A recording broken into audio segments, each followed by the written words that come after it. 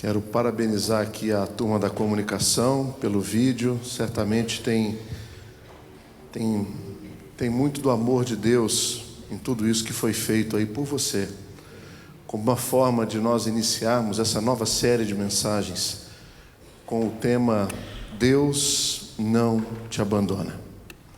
E hoje nós conversaremos sobre o tema depressão, algo extremamente atual, relevante, e como eu disse no outro vídeo que foi divulgado também nas redes sociais, é muito provável que você conheça alguém que esteja passando por isso, e é até possível que essa pessoa seja você.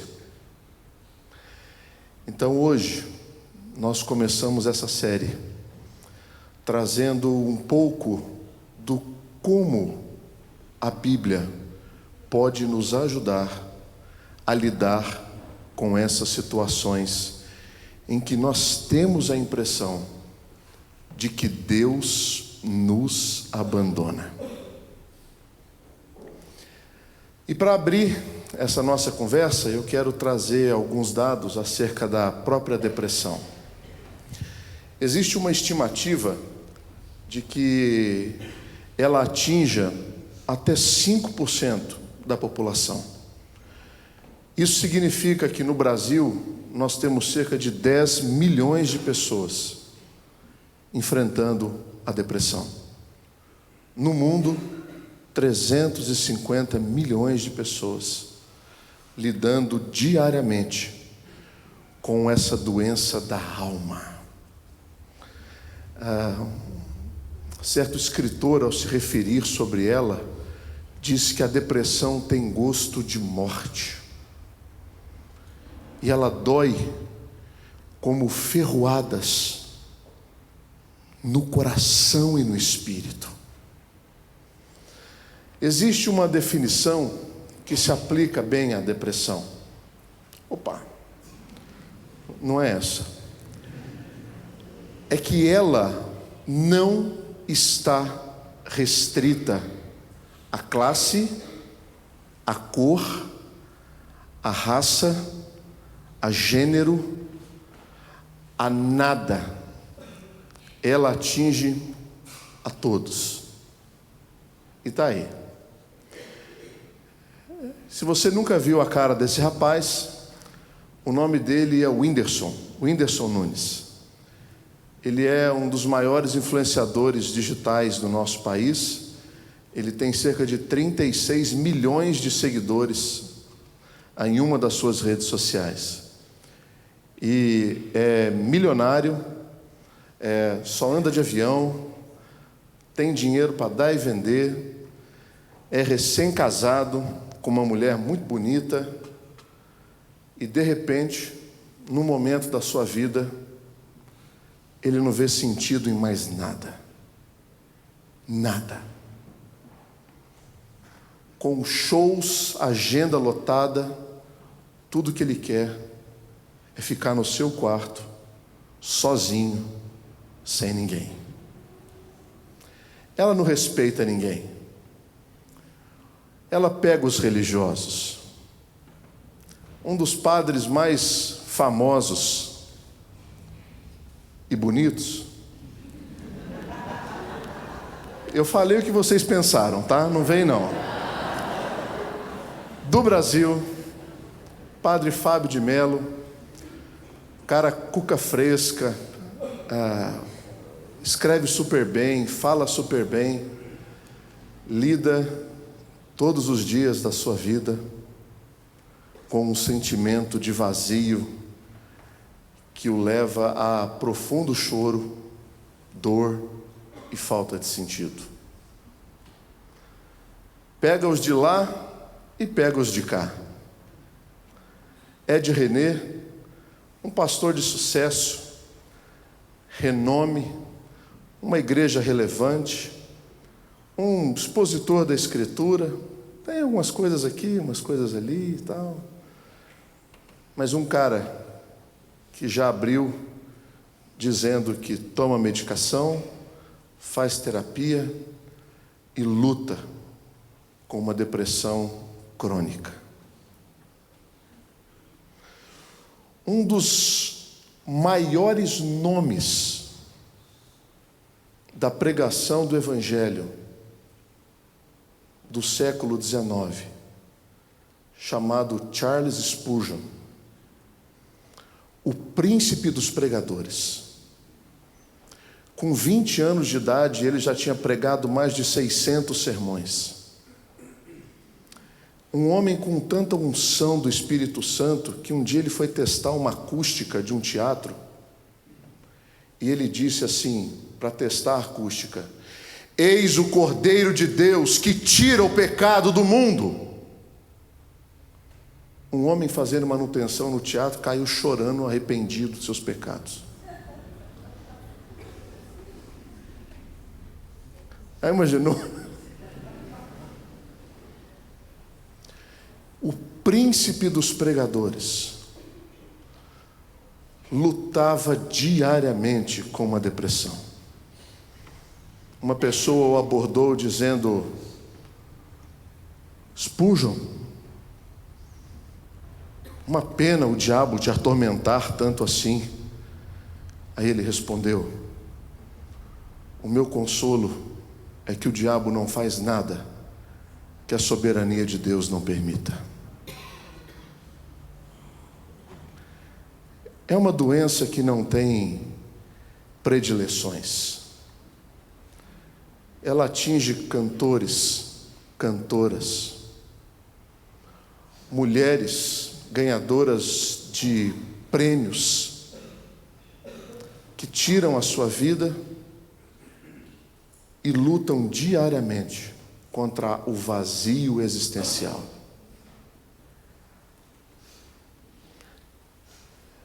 Ela pega comediantes que trabalham com riso.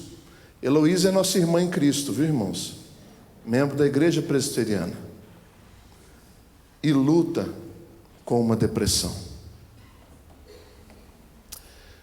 Por que você está falando tudo isso, Gustavo? Porque existe um grande perigo de, no meio cristão, nós ou identificarmos a depressão como algo exclusivamente demoníaco, ou nós desconsiderarmos a depressão e tratarmos ela exclusivamente como algo, uma doença qualquer. Será que não existe um meio termo dessas duas coisas? Então essa é a proposta dessa noite, é a gente conversar um pouquinho sobre isso. Mas o que é essa depressão? É uma doença psiquiátrica, crônica, que produz alteração de humor, tristeza profunda sem fim, associado a sentimentos de dor, amargura, desencanto, desesperança, baixa autoestima, culpa, associado com os distúrbios de sono e da alimentação. Meu Deus, não ficou nada de fora, né? Pegou tudo, pegou. E de que maneira a gente pode tratar, a olhar para ela e identificar quais são as causas disso? Existem fatores que são genéticos. Por exemplo, um dos jornalistas de uma rede de televisão nacional, a Rede Globo, chamado Jorge Pontual, um correspondente internacional, num de seus testemunhos ele diz: eu lido com a depressão há 40 anos, até o dia que eu fiz um teste genético, foi identificado determinado gene, e aí mudou-se a medicação, e agora eu tenho menos oscilações. Eu redescobri o que é viver. Então, existem fatores genéticos associados à depressão? Sem dúvida. Existem fatores genéticos que influenciam até mesmo as questões hormonais. Por exemplo, eu lembro que quando eu retirei a tireoide, isso aconteceu no mês de novembro. Eu fiquei sem reposição hormonal novembro, dezembro, janeiro. Em fevereiro, quase 4 meses depois, eu fui fazer um procedimento chamado iodoterapia, que eu não podia ter a reposição hormonal até lá. Quais foram as consequências de ficar 4 meses sem a produção dos hormônios que a tireoide me proporcionou? Um esquecimento fora do comum. Eu saía de casa com uma lista assim. Naquela época eu estava fazendo pós-graduação. A minha lista era ir para o metrô, descer na estação Consolação, pegar o metrô sentido República, descer na estação tal, ir para a sala tal. Porque às vezes eu chegava no local e não sabia, mas por onde que eu vou mesmo? Associado a isso, eu fui induzido a uma depressão hormonal. O que isso gerou em mim? Um desejo por nada, afeição por nada. Minha filha tinha 9 meses, eu olhava no berço e não sentia afeição por ela, amor, desejo de estar junto. E pensava, é isso que um depressivo sente? Será que uma pessoa que está enfrentando depressão tem essa reação diante das situações? E aí passei a tomar a reposição hormonal, normalizou. Só o peso que não. Mas a cabeça está boa. Fatores emocionais, que são chamados de gatilhos, né? Às vezes por situações traumáticas na infância e na idade adulta, são disparados, desencadeando um processo que vai levar até a depressão. Existem também os fatores que são físicos, estresse, algumas enfermidades sistêmicas, consumos de drogas ilícitas, maconha, cocaína, LSD, consumo de drogas lícitas, álcool, tabagismo. Tudo isso são fatores físicos causadores da depressão. E a medicina vai tratar até aqui. Agora, existem também fatores espirituais envolvidos nesse processo, que podem ser gatilhos para desencadear algumas coisas, inclusive a depressão. Pecado sistêmico. Perdão, comete, perdão, comete, perdão, comete, perdão, comete. Espiritualmente, nós não deslanchamos no relacionamento com Deus por conta de atitudes assim, te deixando extremamente frágil espiritualmente. Então, esses são alguns fatores que causam a depressão. E segundo o manual que trabalha com as doenças relacionadas aos transtornos psicológicos, existem alguns sintomas que caracterizam o depressivo. Dentre eles, alteração de peso para cima e para baixo, distúrbios do próprio sono, ou dorme de menos, ou dorme demais, problemas psicomotores, agitação ou apatia, quase todos os dias, fadiga ou a perda de energia constante, aquele cansaço, aquela vontade de fazer nada, de ficar no quarto o dia inteiro, a noite inteira, escuro, isolado, dificuldade para lidar com a culpa, com o perdão, se sentindo um peso na vida da família, se sentindo responsável pelo mal de todo mundo ao seu redor, dificuldades de concentração, não consegue desenvolver raciocínios, não consegue desenvolver uma linha de conversa por muito tempo, não consegue fazer a leitura de um livro, não consegue ler a Escritura Sagrada. Ideias suicidas que começam a maquinar, talvez seja uma boa opção, talvez deve ser levado em consideração.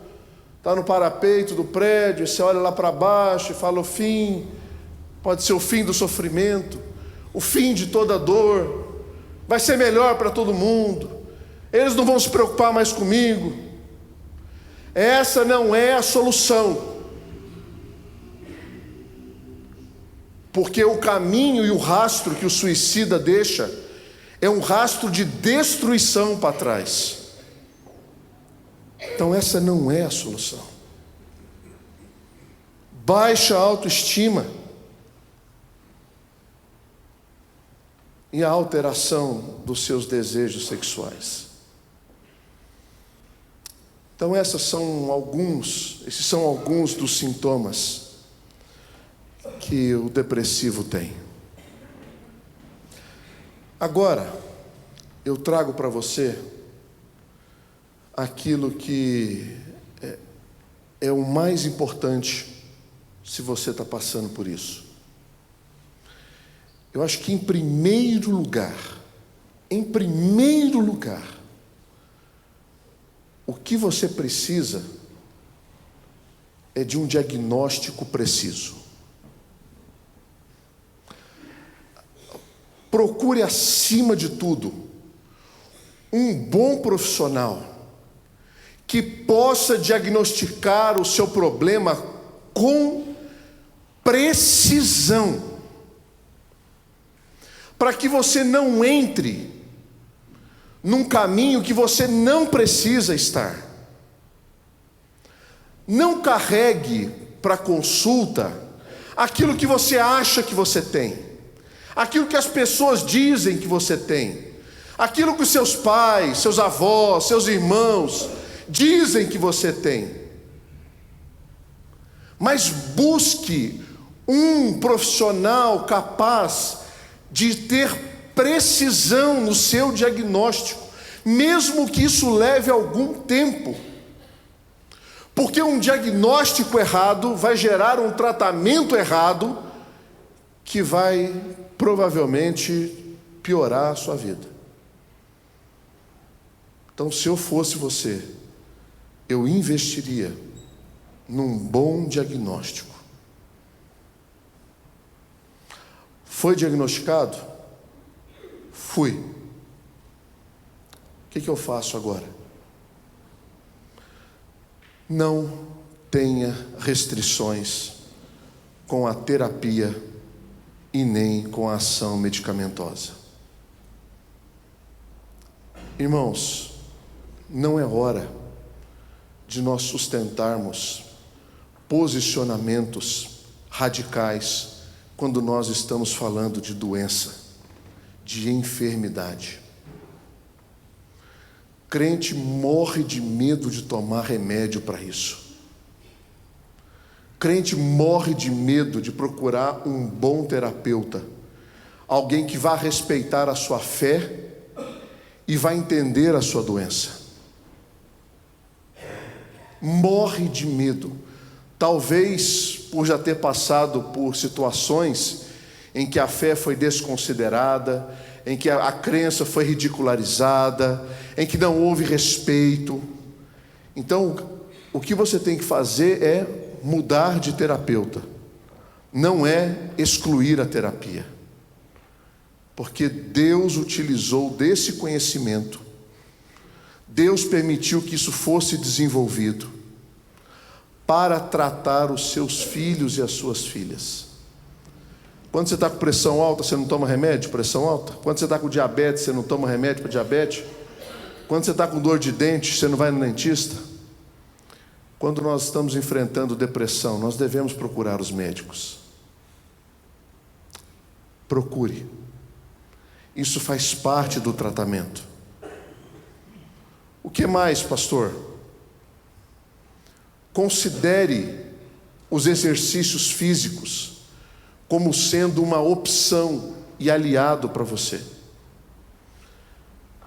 Porque fazendo isso, você terá uma produção de determinadas substâncias interiores que vão te ajudar a querer sair do estado em que você está. E acabou, pastor, é só isso? É claro que não. Nós estamos numa igreja, irmãos. E aqui entra a parte dessa mensagem. Mantenha uma prática espiritual saudável. Saudável. E agora, tendo dito isto, nós vamos nos concentrar a essa prática espiritual, que são os elementos através dos quais nós temos a possibilidade de sermos ajudados por Deus. Pensando nisso, eu quero fazer a leitura de Mateus 26, verso 36 a 39, que diz assim: Em seguida, foi Jesus com eles a um lugar chamado Getsêmani, e disse a seus discípulos: Assentai-vos aqui, enquanto eu vou ali orar. E levando consigo a Pedro e aos 2 filhos de Zebedeu, começou a entristecer-se e a angustiar-se.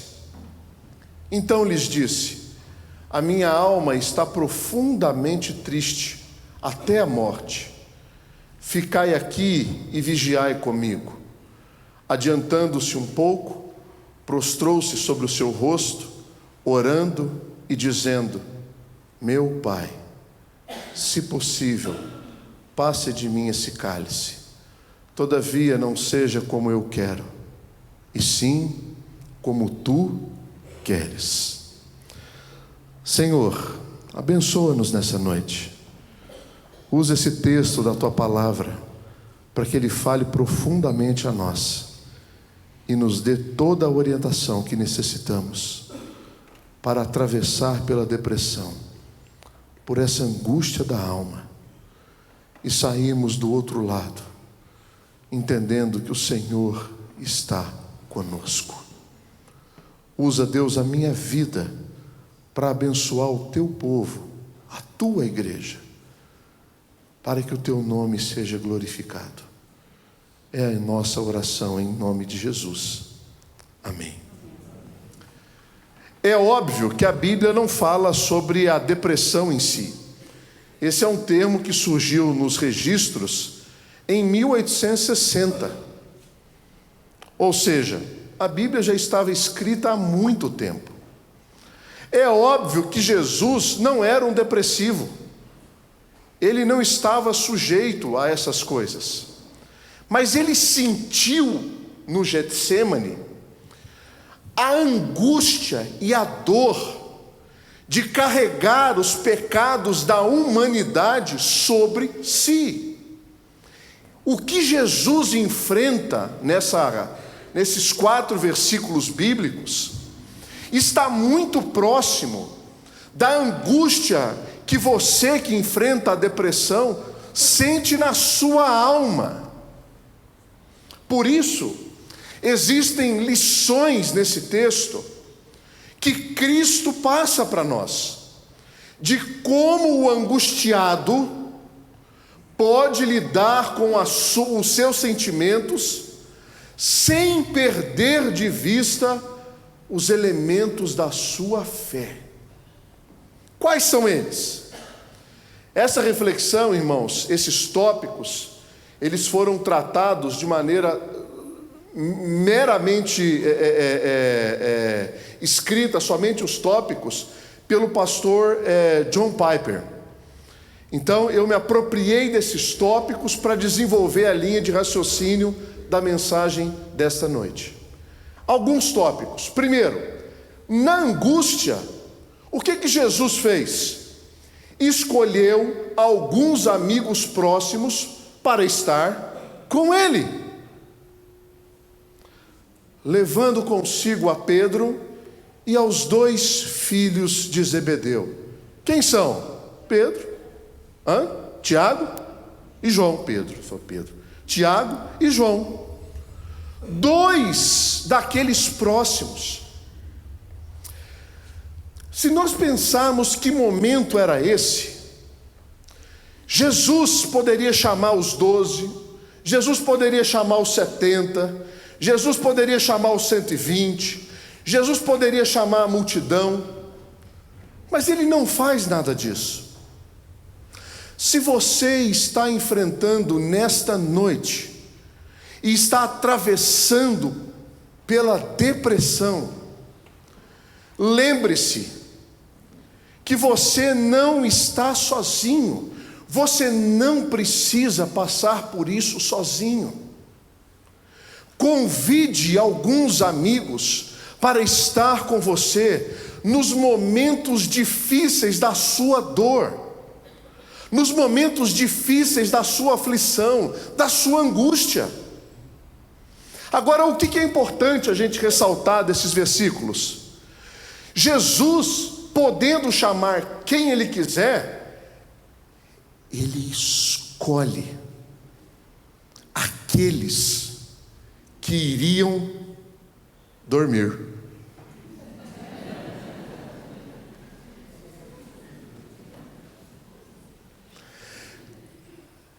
Jesus escolhe os mais próximos. Jesus escolhe aquele que reclina a cabeça. Jesus escolhe aquele que tem o ar mais impetuoso. Jesus escolhe aqueles que ele tinha mais afinidade. Não é todo mundo que vai atravessar com você a sua dor, a sua angústia, a sua decepção. Não é. São algumas pessoas que você pode ter como confiança para estar presente nesses momentos. Jesus chama pessoas que ele confiava, gente que pensava que tinha a mesma fé, que estava na mesma sintonia que ele. Não é gente que pensa diferente de você. Por exemplo, você é adolescente, está passando por isso? Quem você vai chamar para estar com você nessas horas? Aquele amigo chapado, louco, que fuma maconha? Aquela menina destemperada que fica com todos os rapazes, que não tem princípio nenhum? Ah, mas eu gosto tanto dela. Mas não vai te ajudar como você precisa. Por isso é importante que esse alinhamento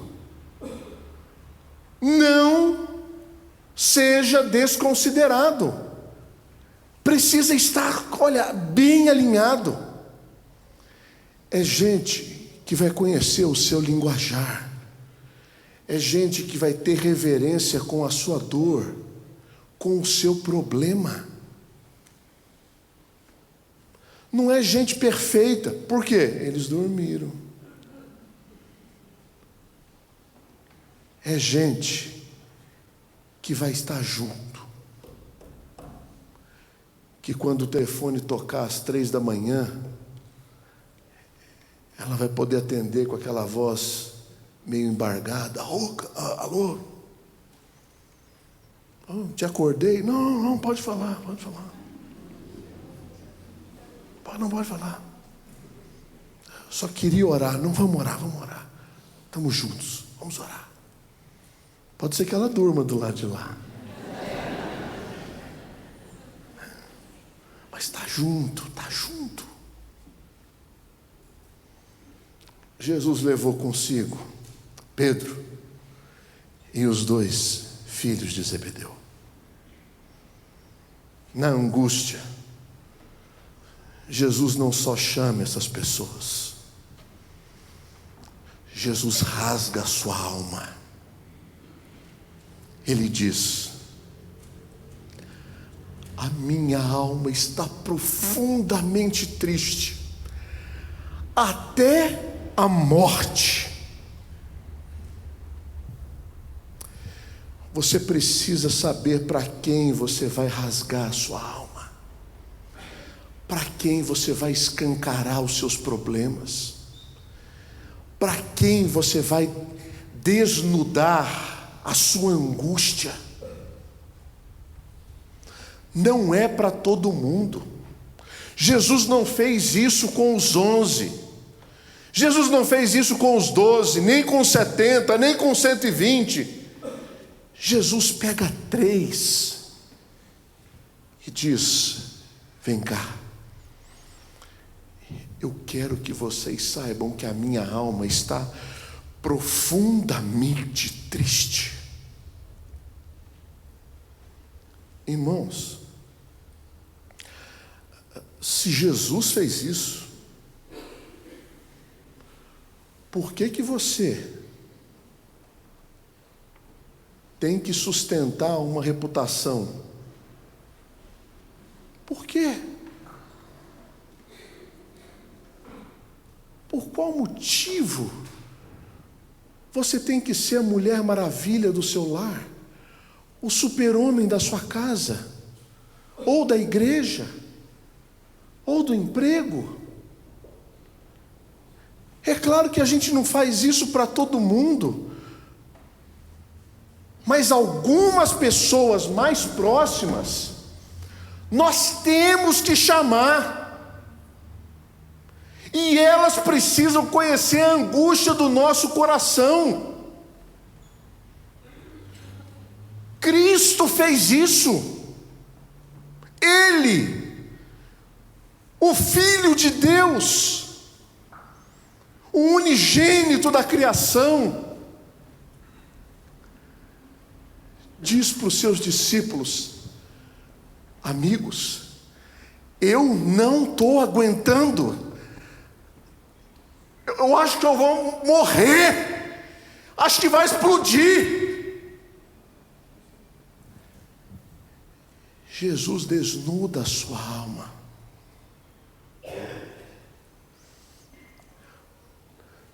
Deixe de lado esse escudo de super crente, essa visão triunfalista da fé. Deus usa o sofrimento para forjar homens e mulheres à sua vontade. Ele faz isso para te aperfeiçoar. Ele permite que isso aconteça para você saber a sua humanidade e como nós precisamos do Redentor. Existem orações que não são feitas na vertical, mas é na horizontal. Quando eu falo para um amigo: pelo amor de Deus, ora por mim, eu não aguento nem orar. Está difícil de orar. A gente não faz isso com todo mundo, mas algumas pessoas precisam fazer parte desse ciclo de amizade, que você rasga o coração e diz: eu estou triste até a morte, não dá mais, não dá mais, não dá mais. Mesmo que essas pessoas depois vão dormir, mas é o falar, é o abrir o coração, é o compartilhar a carga, é o dividir, é o que a Bíblia fala de suportai-vos uns aos outros. É suporte, é pilar, é sustentação. Quando as pernas estão fraquejando, quando já não tem mais força, e esses amigos estão com a gente, e essas amigas estão conosco. Jesus abre a sua alma para eles. Ele confessa aquilo que ele está sentindo. Eu estou profundamente triste, até a morte. Como se isso não bastasse, Jesus ainda pede intercessão. O Senhor da glória pede para que eles orem por Ele, com Ele nessa batalha. É sério que você acha que você tem que passar por isso sozinho? É sério isso? Se Jesus falou assim: fica aqui comigo, vigia comigo, ora comigo, por que você acha que você tem que passar sozinho, sozinha por isso?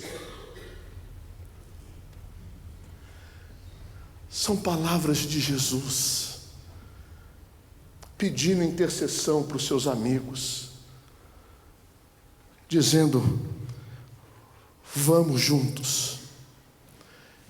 E Jesus faz isso de maneira proposital, intencional. Ele não deixa escapar uma receita médica que caiu assim, ops. É intencional. Eu fico imaginando lá, Jesus com os discípulos, ele diz: Pedro, Tiago, João, vem comigo. Vocês ficam aí, agora eu com eles aqui. Fica aí. Vamos subir. E aí ele começa a repartir a dor da sua alma. Propositalmente, intencionalmente. Busque parceiros de oração pela sua vida. Irmãos, eu vou ser bem sincero com vocês. Desde julho do ano passado, de quando aconteceu a eleição aqui na igreja, eu nunca ouvi tantas pessoas chegando para mim dizendo assim: pastor, estou orando por você, estou orando pela sua família, estou orando pelo seu ministério. Eu sinto na alma, eu sinto um mover de Deus por meio da intercessão de irmãos e de irmãs.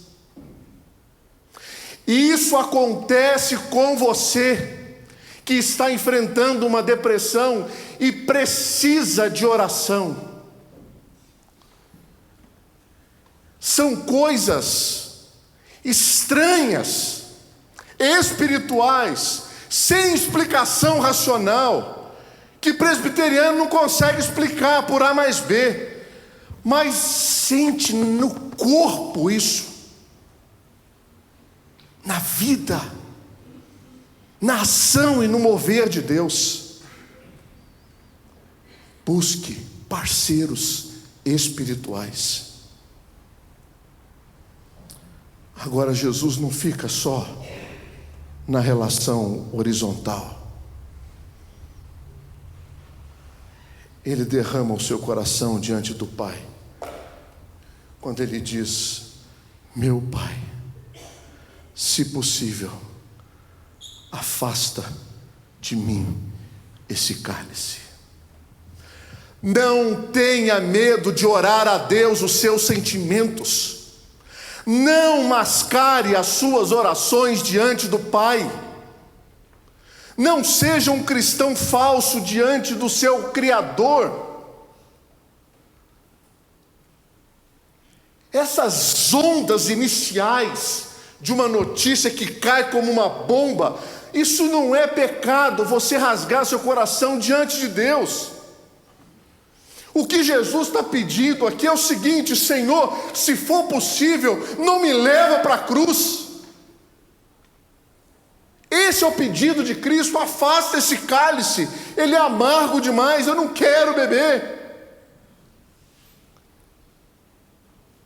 Tenha total transparência diante de Deus. Fala a sua dor, fala o seu problema, fala os seus sentimentos, fala as suas vontades. Exponha para Deus sem receio, porque isso é sinal de intimidade. Ou você ainda quer sustentar uma reputação diante de Deus? Não cabe, não faz sentido, não tem propósito. Rasgue o seu coração diante de colegas, de amigos, de amigas, mas faça isso diante de Deus. Agora não para por aqui, porque a parte mais importante vem agora. Quando Cristo submete inteiramente a soberana sabedoria de Deus. Todavia, não seja como eu quero, mas sim como tu queres. E olha que Jesus sabia a vontade do Pai. E mesmo assim ele fala: se possível, afasta de mim esse cálice, mas não seja como eu quero, mas como tu queres. A vontade de Deus é soberana. O Senhor governa. Se você está enfrentando uma depressão, é permissão de Deus. Seja lá de onde isso vem. Um gatilho físico, emocional, hormonal, genético, espiritual. Permissão de Deus. Porque além de Deus ser soberano, Ele não é um soberano inconsequente. Ele é um soberano sábio. Porque a sua vontade visa o nosso bem. Porque todas as coisas cooperam para o bem daqueles que amam a Deus. Esse versículo está associado a um Deus que exerce a sua vontade e usa o sofrimento a nosso favor. Por isso, não se desespere. Tem um Deus no controle de todas as coisas. Tem um Deus presente nas noites de sono que você não tem. Tem um Deus presente no vazio e na angústia da sua alma. Tem um Deus presente e soberano e sábio, que vai fazer a vontade dele.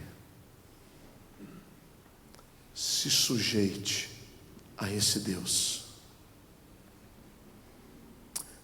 Pastor, e assim acaba? Assim encerra? Não.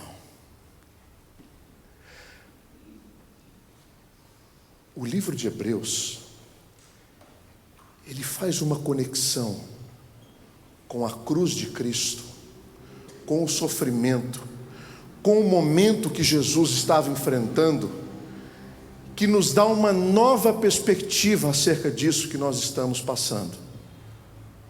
E o autor de Hebreus registrou assim: